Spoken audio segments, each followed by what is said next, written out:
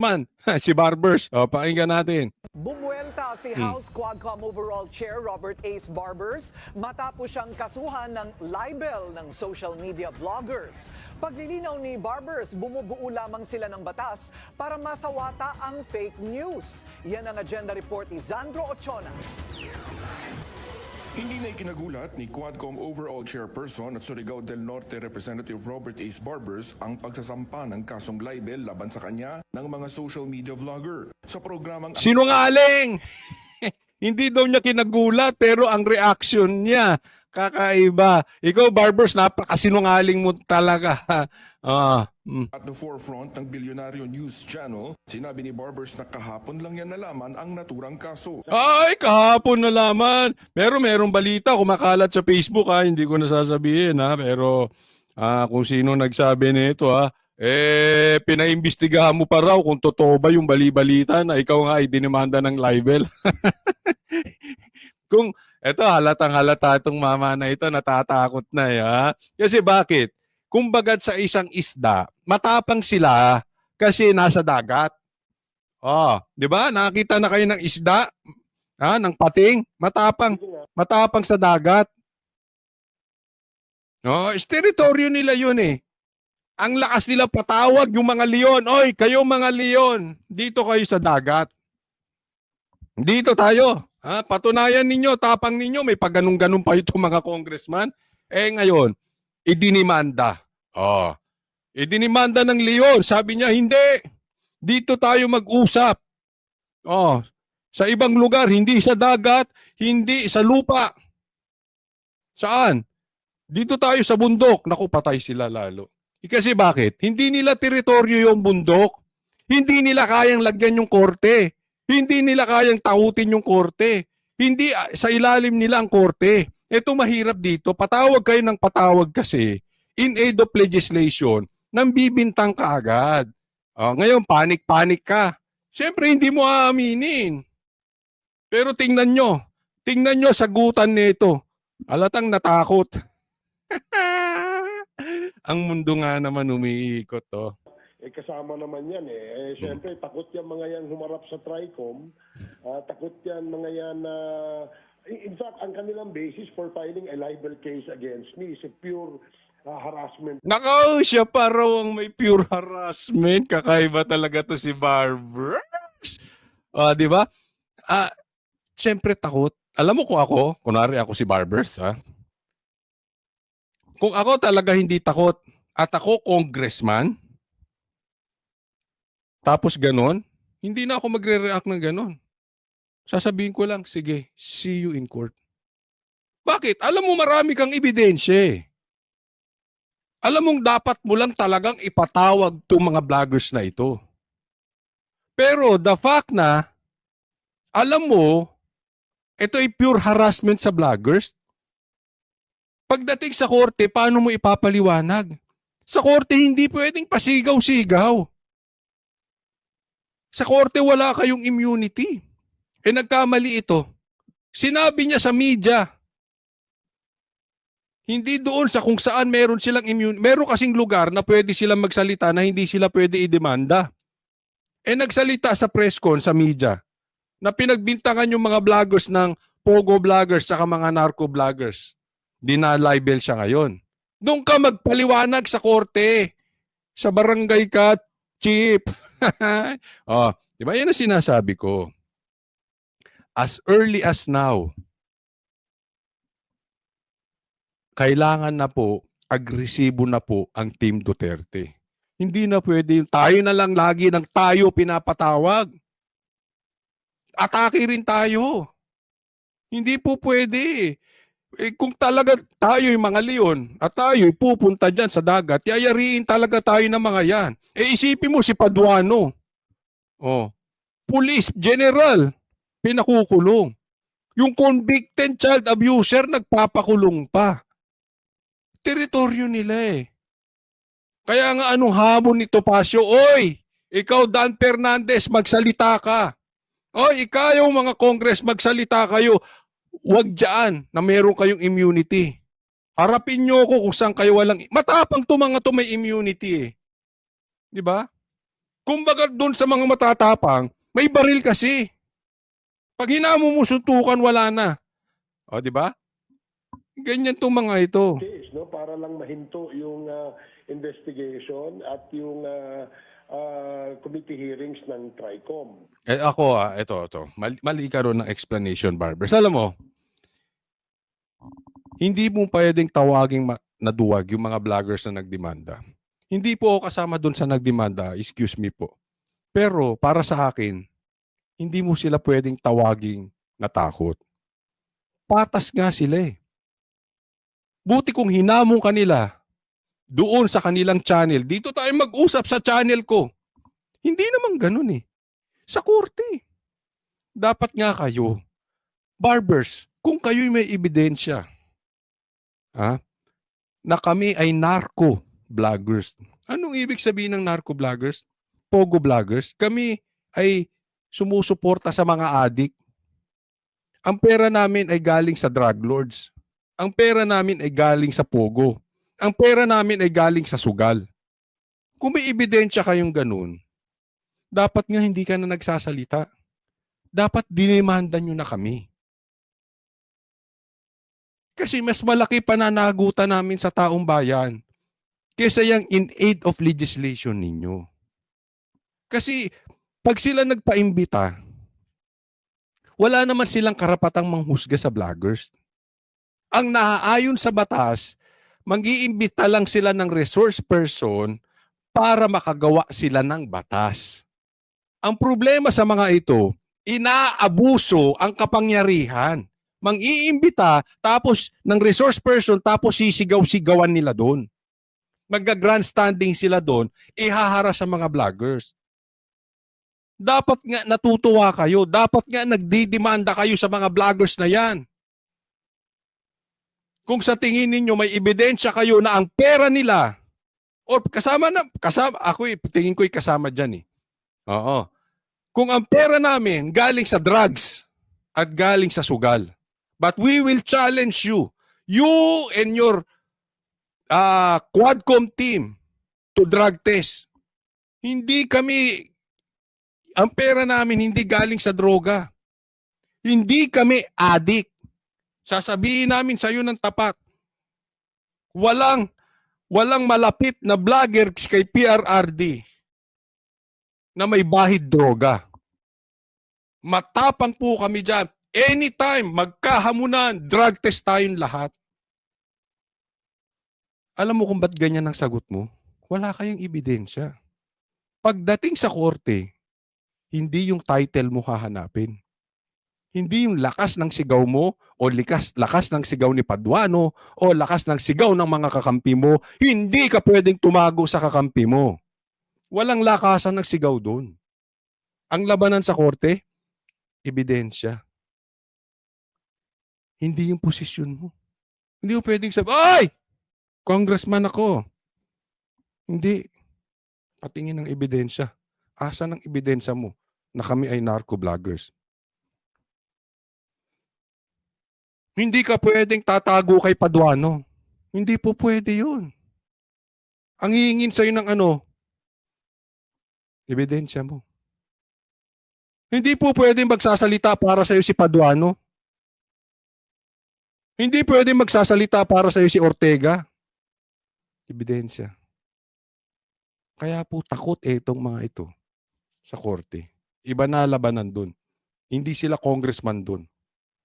Pinabulaanan din ni Barbers na may pinangalanan siya sa mga vlogger. Tinawag ko raw silang narco vloggers at saka pogo vloggers. Totoo. Meron akong statement doon sa aking privileged speech na these vloggers who continuously throw fake news or peddle fake news against the government, against anybody in government, seems to be funded by these pogo vloggers and these narco vloggers. Yun, inamin niya. Okay, ito mga vloggers na ito, hindi ko pinangalanan. Oo, tinawag ko silang narco vloggers at ito mga nagfi-fake news na ito, tinawag ko silang pogo vloggers. Hindi mo pinangalanan. Pero inimbita mo. May pangalan po yung imbitasyon. Yung imbitasyon lumabas sa media, may pangalan. Hindi mo binanggit galing sa bunganga mo. Pero meron kayong pinadalahan. Meron kayong inimbita. So sino pa yung inimbita mo? Eh di ba sabi mo yung mga iniimbitahan mo ay seems to be pogo vloggers? Narco vloggers? Huwag ka sa media magpaliwanag. Sa korte ka magpaliwanag. Eh ang problema kasi hahanap na naman tayo ng kakampi. Ako napakalaki ng tiwala ko sa korte. Hindi yan kayang suhulan. Doon kayo I magpaliwanag. did not name names. Binubuo ngayon sa Kamara ang isang panukalang batas na layong magka-framework para magkaroon ng batas laban sa fake news. Pero matatandaang hindi dumalo ang ilang social media influencers at dumulog sa Korte Suprema. Hindi dapat lang ako ha. Hindi talaga sila dapat dumulog dyan. Hindi naman nag-aantay ng sagot itong mga ipokritong mga congressman na ito. Hindi sagot ang gusto niyan. Gusto niyan harassing kayo, huminto na kayo ng kakabanat. Kung tingin ninyo fake news kami, idemanda nyo. We will see you in court. Ganun lang. Para ipatigil ito. We still need more, no? Kaya nga gusto namin sana, itong mga vloggers na ito, na hindi naman guilty because they probably felt alluded to. Wala namang kami sinasabi, di ba? Wala namang kami pinangalanan. So, kaya nga dapat mag-contribute sila, no? Kung gusto nila na maayos ang paggamit ng social media platforms at hindi ito magamit para magkaroon ng kaguluhan sa bansa. Bukod kay Barbers, Hindi po pwede yun. Ito papalusot pa in aid of legislation. Hindi po pwede. Ang daming fake news dyan. Mga walang muka. Nagbablog. Di ba? Bakit yung mga kakampi ni Duterte ang binabanatan nyo? Puro kakampi ni Duterte yun eh. Ikaw naman, naglolokohan pa ba naman tayo? Ginagawa mo naman tanga. Ito mahirap sa mga politiko. Nakakala nila, kaya nilang gawing tanga mga Pilipino. Nako. inuweltahan din ni Deputy Speaker J.J. Suarez ang fake news na hindi raw Sige, kumampi ka pa. ang daily subsistence allowance ng mga sundalo. Git niya, hindi dapat maapektuhan ng mga sundalo sa fake news at ang pondo ay secured at maibibigay Dito mo sila, nagkakampi-kampi na. Alam mo, meron ako nabalitaan na ito yung mga ito. Okay, hindi ko nasasabihin kung sino, pero kumakalat na po ito. Kumakalat na po. At umiikot na po ito sa GC, no? Eh, kayo na lang ang mag-confirm kung totoo to hindi. Eh, sila ay nagpapanik na. No? Kasi si Kimbo, pinapatawag na. Si Tamba, idinimanda na. Eh, ang tapang nito lahat galing kay ano? Kay speaker. At alam nila, as early as now, maraming kakaharaping demanda si Tamba. They know it. Itanggi man nila yan. They know it. Na maliligo po ng demanda. Ito si Martin Romualdez. Nagkataon lang na sila ay nakaposisyon ngayon. Pero ang tanong, hanggang kailan sila dyan? Bababa at bababa din sila. Whether you like it or not, whether they like it or not, uupo at uupong Vice President si BP Sara. Kaya nga pinipigilan si BP Sara hanggang ngayon pinai-impeach eh. Pero mukhang malabo na. At ang taong bayan talagang gustong straight PDP. Eh malilintikan po sila dyan. No? Kung ngayon nakaupo sila, naliligo na sila ng demanda, sunod-sunod na. May kaso pa nga bulin dito kay Tamba.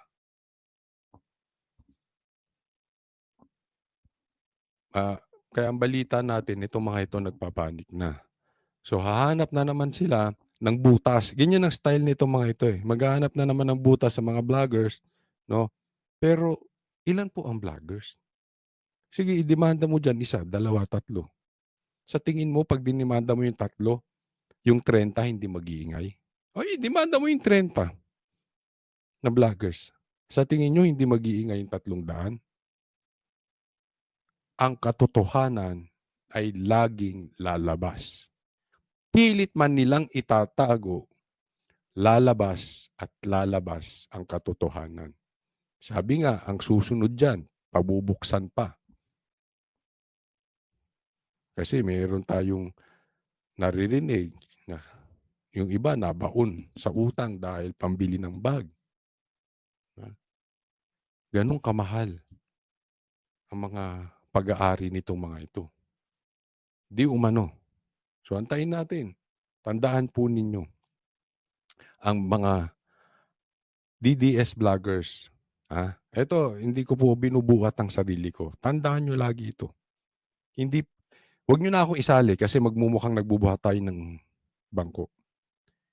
Pero, karamihan ng DDS vloggers dito, ilayo mo sila doon sa mga vloggers na nagkaroon lang ng clickbait at nagkaroon lang ng cellphone, vlogger na. Hindi po magaling sa research yan. Abangan ninyo. Lalabas lahat ang baho ng mga ito. Sa kanila, kalakipaan niya ang dagdag ala. Next topic na po tayo. Ito namang statement ni Marcos. Talagang ito si Marcos. Ang mga komentaryo talaga. Hindi mo alam kung tanga lang o wala talagang alam. Isinisisi ni Pangulong Bongbong Marcos sa maling disenyo ang pagguho ng isang tulay sa Isabela. Tinipit din daw ang pondo. Ito na yon, ha. Itong komentaryo ito ni Marcos, umani ng batikos. Parang hindi komentaryo ng isang presidente.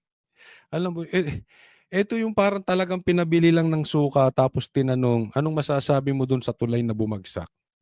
Ganun po. Siya yung talagang parang pinabili ng suka. Hindi ko alam kung ito si Marcos ay high sa multivitamins o talagang sunog na ang utak. Gaya ng kanyang balat. Hindi ko alam bakit parang nasusunog si Marcos. No? I have nothing against doon sa may itim kasi may itim din naman ako. Pero, tinan mo yung itsura niya. Parang, alam mo, mapapaisip, hindi mo masisisi yung taong bayan kung sasabihin na ito si Marcos ay high. Hindi komentaryo ng presidente. I mean, hindi ganyan si PRRD. Para rito, pagtitiyak ng Pangulo, may mananagot. Nasa frontline ng balitang yan, si Maricel Halili. Personal na binisita ni Pangulong Bongbong Marcos ang bahagi ng Cabagan Santa Maria Bridge sa Isabela na bumagsak kamakailan. Nakasabit pa ang truck na sinasabing sanhi ng pagguho. Pero ang sinisisi ng Pangulo, ang palpak na disenyo ng tulay. Ang punot-dulo nito, design flaw. Ang lalim ni Marcos, no? Parang pinabili ng suka. Ang lalim na komentaryo niya, bumagsak yung tulay, design flaw. Alam mo, ako sa tingin ko, wala sa design yan. Kung yan ay talagang binigyan ng tamang materyales, bakit yung iba naman hindi naman bumagsak? No? Anyway, siya ang nagpunta dyan, siya ang nakakita, yan ang nakita niya. Grabe. It is a design flaw. Mali yung design. Ngayon lang daw siya nakakita ng suspension bridge na hindi kable ang gamit. Nakadesenyo rin daw ang tulay na kayanin ng higit 40 tonelada ng kargada.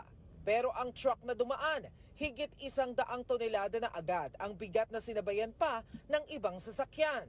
Sabi pa ng Pangulo, 1.8 billion pesos dapat ang pondo para sa tulay na may habang 990 meters. Pero ibinaba sa halos 1 bilyong piso para makatipid.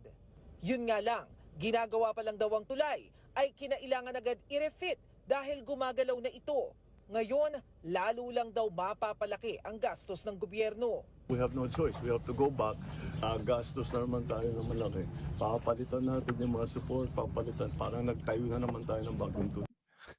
Nakita mo yung komentaryo niya. May natutunan kayo. Yung komentaryo ni Marcos ay parang komentaryo ng may masabi lang. Kasi yung komentaryo niya ay just stating the obvious. Kita naman natural, gagastos ka dyan. Di ba? Obvious. Papalitan niya mga yan. Ala ka namang itayo mo ulit yan. Di ba? Sana nagbigay siya ng eto ang natin, eto ang dapat yan, eto gagawin natin, eto yung hindi parang wala. No? May masabi lang na meron siyang ginawa. Yan ang datingan ni Marcos. Kaya umaani ito ng batikos talaga na, ito ba si Marcos talagang gustong tumulong sa Pilipino? O talagang makaligtas lang? Kasi ako, pupusta ako. Isisisi na naman ito kay Duterte. Di ba? Etong si Marcos, walang pagtutuunan, gaya ni Claire, na isang bagay na hindi ikokonekta sa Duterte. Oo, lahat. Pustahan tayo, ikokonekta na naman to sa Duterte. Hindi naman ito proyekto ng Duterte. Actually, ang balita dito ay may ginawa pa silang renovation nung panahon ni Marcos. Okay? Di umano yan ang at nagkaroon ng problema. So, dapat naman talaga imbestigahan para sa akin at dapat naman talaga ito ay sagutin ng mga kontraktor. Ang problema talaga dito sa Pilipinas, yung kontraktor. Minsan kasi yung kontraktor titipirin talaga. Bakit? Kasi ang politiko gustong kumita. Ang dapat hanapin ni Marcos dyan, sino ang politikong kumita? Dahil sigurado, kaya tinipid yan nung kontraktor. At yung kontraktor, idikit mo. Baka mamaya, pag-aari din ng isang politiko, hindi lang sa kanya nakapangalan. Laliman mo yung investigasyon. Huwag yang mamaya, Duterte na naman, si Duterte na naman, si Duterte na naman, si Sara may kasalanan niya, baka pati si Basti kasalanan niya yan. Huwag ganon. Bigyan mo naman kami ng intelligence. Intel report, Marcos. Kaya ang tanong, sino nga bang dapat managot sa pagguho ng tulay? Believe me, we will find out who's responsible. So dapat kang paniwalaan. May talagang may ganun pa. Believe me, we will find out. Yung sinabi mo nga 20 pesos, hindi nangyari. Who's responsible is basically who made the design. Because their design is poor. Look what happened. Higit Yung may kasalanan yung gumawa ng design. Hanapin mo yung politiko. 10 taon ginawa ang tulay na ito na sinimulan noong 2014 at natapos nito lamang Pebrero. Kabubukas pa lang ng tulay, pero ito na agad ang nangyari. Bakit tinapos pa ito sa panahon ni dating Pangulong Duterte at sinasabi pa nilang Duterte legacy ito? Patuloy na iniimbestigahan ang insidente. Pagtitiyak ng palasyo kung meron mang responsable Ito si Claire, wala na talagang sinabing mabuti. Ikaw, Claire, hindi ka ba nahihiya sa mga pinaggagawa mo? Parang nilagay ka dyan sa posisyon para gawing attack dog ng mga Duterte. Tapos itatanggi mo. Araw-araw, i-try mo. Kahit 1, 2, 3 araw lang nang hindi mo binabanggit ang Duterte. Sige, I challenge you. Wala ka nang ginawa araw-araw kung hindi Duterte, Duterte, Duterte. Kasi ito si Claire, vlogger. Nauunawaan ko kung babanatan niya dun sa vlog niya. Pero andyan ka sa posisyon as Yusek, wag mong kalad ka rin yung channel mo diyan sa pagiging Yusek. Marunong kang bumagay. Napaka-unprofessional nitong si Claire talaga. kahit sa kasalukuyang administrasyon ay mananagot din ito. Nagbabalita mula sa frontline, Maricel Lahat na lang ididikit sa Duterte. Ito pa, pakinggan natin ito. Pakinggan nyo dito si Claire, ha? Parang ang kanyang sagot, hindi ko alam kung talagang meron siyang tinatagong pagtingin dito kay Mayor Basti. Ang tanong natin, saan niya ba nakuha ang mga data, yung mga facts na binabanggit niya, na lenient ang bagong pamahalaan? Ito sinasabi niya dito, yung sinabi ni Mayor Basti na lenient ang pamahalaan dito sa mga krimen. Kaya namamayagpag ang kaguluhan dito sa bansa natin. O ang kasalukuyang administrasyon patungkol sa paggawa ng krimen. Sinabi na po natin ito. Panahon po ni dating Pangulong Duterte, mas mataas po ang crime rate. Tingnan mo. Balik na naman siya sa Duterte. Ako talagang napapaisip na ako. Palagay ko, type na ito si PRRD. Hindi ko alam kung si PRRD o si Basti ang type nito. No?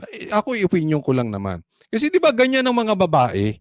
Yung kunwari galit-galit sa lalaki, aminin nyo, ganyan yung mga babae. Hindi po ako sexist ha, pero ganyan, di ba? Kunwari galit-galit, yung pala crush nila yung lalaki. Di ba? Ang tanda-tanda mo na eh. Tigil-tigil.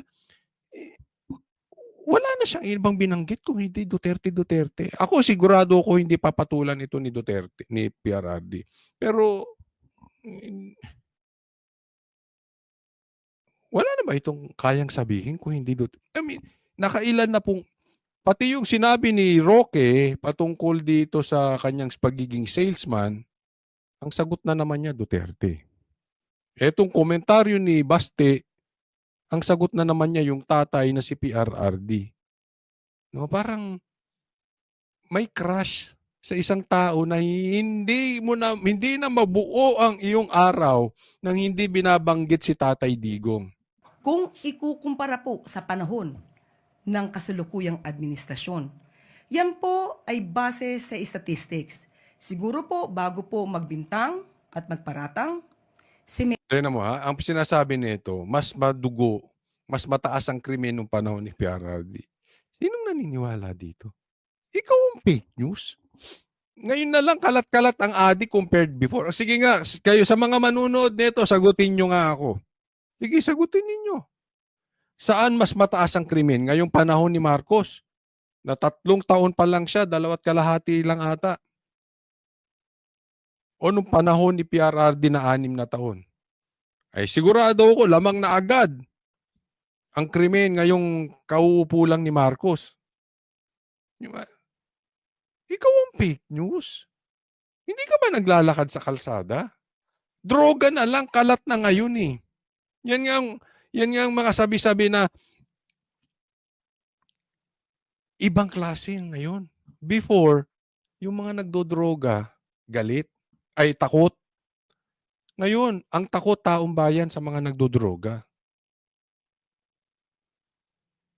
Dapat ito si Claire ang mag-research eh. Parang wala siyang alam sa nangyayari. Sige, sagutin ninyo ako. Saan mas mataas ang krimen? Nung panahon ni Marcos o panahon ni PRRD? Mayor Baste patungkol sa di umanong leniency ng Pangulo ng kasalukuyang administrasyon patungkol sa pagsasagawa ng krimen. Tignan niya po muna at araling mabuti, makipag-usap sa mga abogado. Tignan mo. Aralin niya at makipag-usap sa abogado kung saan na mas mataas ang krimen. Hindi alam ng abogado yan. Hindi ko po minamaliit yung mga abogado. Yung mga abogado, ang expertise niyan batas. But hindi ibig sabihin magaling sila sa batas, alam na nila kung saan mas mataas ang krimen yung dati o ngayon. Baka mas may alam yung mga kababayan natin na nasa kalsada. Baka yung mga abogado na yan, hindi nga nila na-experience yung gulo dahil nakatira yan sa mga high-class subdivision o mga high-class na condominium. Ang kabobo nitong statement na ito ni Claire na ito. Magsaliksik at tanungin ng mga abogado kung sino mas mataas ang krimen. Pambihira, pati abogado. Not necessarily, no? Na abogado alam kung saan mas mataas ang krimen. Pambihira ka namang, Claire. Bakit ka ba talaga na-posisyon dyan? Tumbong netong ang punto ng kanyang mga sinasabi ang lalayo.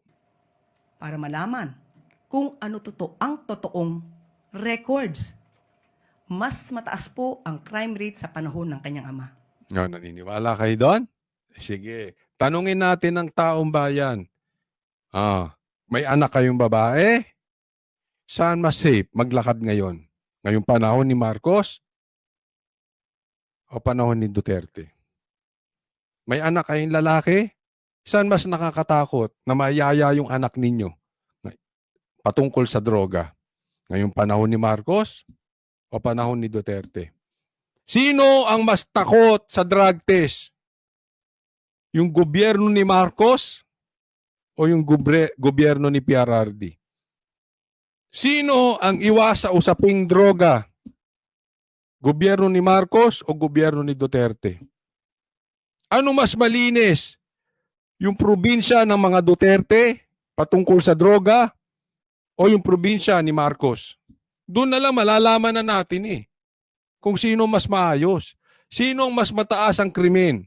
Saan nyo mas kayang lumakad? Doon sa probinsya ni Duterte na Davao o ito sa probinsya ni Marcos na Ilocos?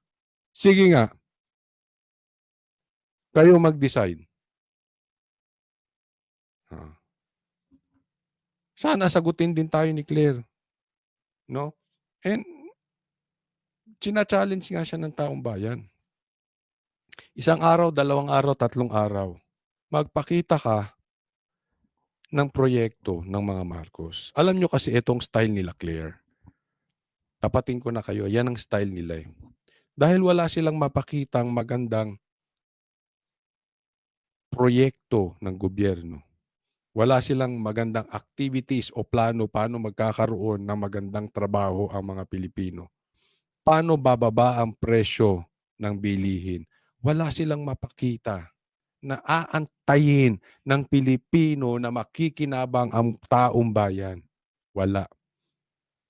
Ang focus nila ay ibahin ang istorya.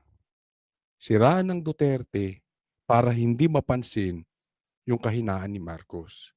That is the main strategy ng gobyerno ni Marcos. Ever since, simula't simula pa lang yan na. Sa katunayan, kaya nga umalis si Atty. Vic dyan kay Marcos. Dahil una pa lang, meron ng mga gustong mga little president na umiepal dyan na hindi naman binoto ng taong bayan. Una pa lang sinasabi na yan ni Atty. Vic. Maraming epal-epal dyan. Wala talagang mapapakitang programa si Marcos na lihitin mo. Sige, sinasabi nila tumataas ang ekonomiya natin. Nawawala ang krimen. Tanong, hindi nababawasan ba ang gutom ng Pilipino? O mas maraming umihirap? Ngayon lang, nasa balita, hindi ko na lang sasabihin, ilalagay dito. Hanapin nyo. O yung trabaho bumabagsak. Anong pantakip nila? Si Claire. Bakbakan ng Duterte. Ganyan po kababaw ang mga Marcos. Next topic naman tayo. Eto naman. Kimbo. May kasunod pa na demanda. Naku, maliligo talaga ng demanda ito. Itong si Kimbo at ang mga kasamahan niya. Kaya nga ninenervous na itong mga ito Ipinagutos ng Korte Suprema ang pagdalo ni House Appropriations Chair Stella Kimbo sa oral arguments kaugnay ng petisyon laban sa 2025 General Appropriations Act. Ito'y matapos niyang aminin na may blanco sa bicameral report ng 2025 budget. Bukod kay Kimbo, ipinatawag din ang Technical Working Group ng Senado at Kamara upang magbigay linaw. Ayon kay Representative Franz Castro, tama lamang na humarap sila upang ito, mati na sila dito. Kasi inamin ni Kimbo na may blanco sa BICAM. Bawal po yun. At sinabi niya ang nag-fill up ng blanco, technical group. Bawal po yun. Talagang ito, si Kimbo, maliligo po ito ng demanda. At ito ay nangyari sa pamamalakad ni Speaker Martin. Damay-damay po sila dyan. Asahan po ninyo. Ako hindi magugulat kung si Kimbo, si Martin ay maliligo ng demanda at si Saldico. Ngayon pa lang yan Ngayon pa lang yan. Na hindi pa nakaupo ang Duterte. Sila pa ang nakaupo. Ibig sabihin ba, Coach, maghihiganti ang Duterte? Hindi naman po. Pero talaga namang karapat dapat silang idemanda. Dahil bilyon po ang pinag-uusapan dyan, trilyon pa yan sa budget na yan. Nalabag po ang konstitusyon dyan. Napakaliwanag na meron pong mali dyan. Una, tinago nila walang blanco, kaya lang inamin ni Kimbo. Kaya nahuli silang, malamang pinapagalitan to ni Tamba. Bakit ka umamin? Dapat deny lang tayo ng deny. Katulad ng mga ginagawa natin sa mga pangyayari ngayon. Deny lang ng deny. Tapos kuha tayo ng attack dog katulad ng mga kinukuhang sekretary para bumakbak. Kumuha tayo ng mga congressman ng bumakbak.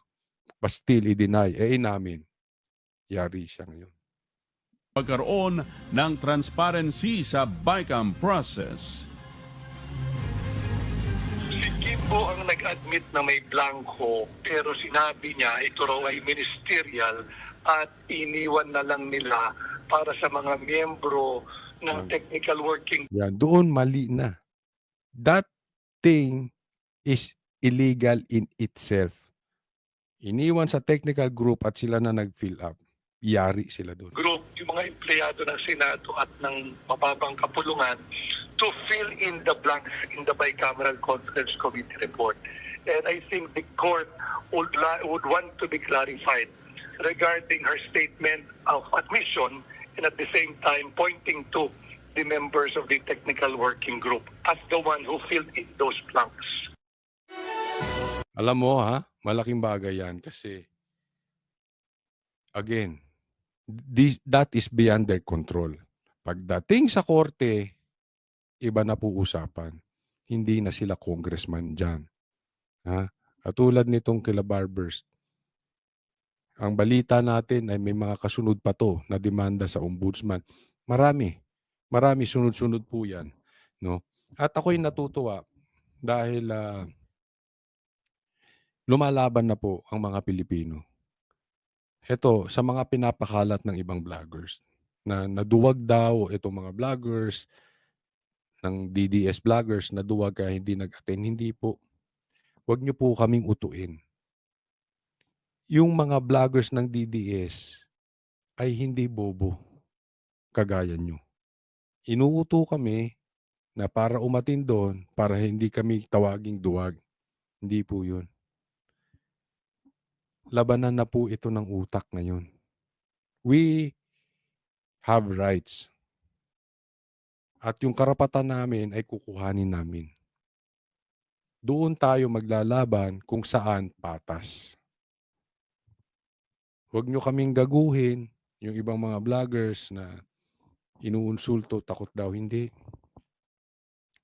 Hindi po takot ang may utak.